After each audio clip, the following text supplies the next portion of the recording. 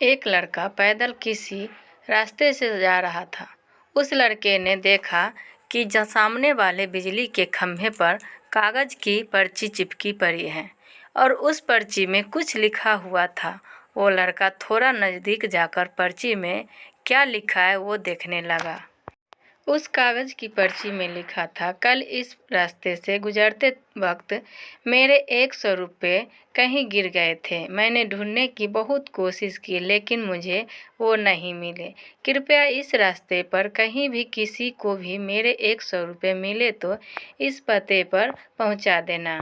पर्ची में उसका एड्रेस भी लिखा हुआ था। लड़के को ये पर्ची पढ़कर उस एड्रेस पे जाने का मन करने लगा। वो लड़का उस एड्रेस पे जाने के लिए आगे बढ़ने लगा। उस एड्रेस पे जाकर लड़के ने देखा कि वहाँ पर एक झोपड़ी है। लड़के ने बाहर से आवाज़ लगाई तो इस झोपड़ी में से एक वृद्ध औरत लाठी के सहारे बाहर आने लगी। लड़के को पता चल गया कि वृद्ध औरत सिर्फ अकेली ही इस झोपड़ी में रहती है।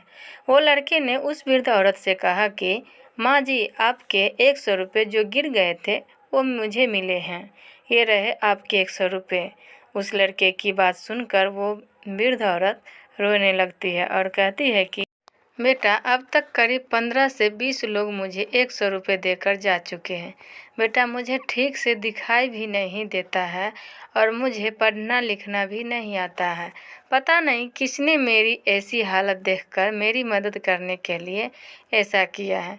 लड़के ने 100 रुपये रखने के लिए कहा पर वो वृद्ध औरत नहीं मानी।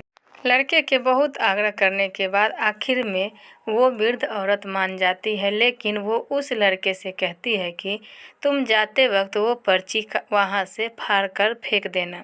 मुझे पता नहीं कि किसने मेरे पे तरस खाकर ऐसा किया है। लड़के ने कहा, माँ जी, आप इस बात की फिक्र मत करना, मैं वो पर्ची फाड़ दूंगा। अब वो लड़का उस वृद्ध औरत के घर से निकल जाता। हमारे मन में सिर्फ किसी ज़रूरतमंद की मदद करने की इच्छा होनी चाहिए, क्योंकि मदद करने के तो बहुत सारे तरीके होते हैं। हम किसी भी तरह मदद कर सकते हैं। अगर आपको हमारी story heart touching emotional story in Hindi अच्छी लगी हो तो आप अपने दोस्तों के साथ भी शेयर कीजिएगा और कमेंट में ज़रूर बताइएगा कि कैसी लगी हमारी स्टोरी। तो धन्यवाद।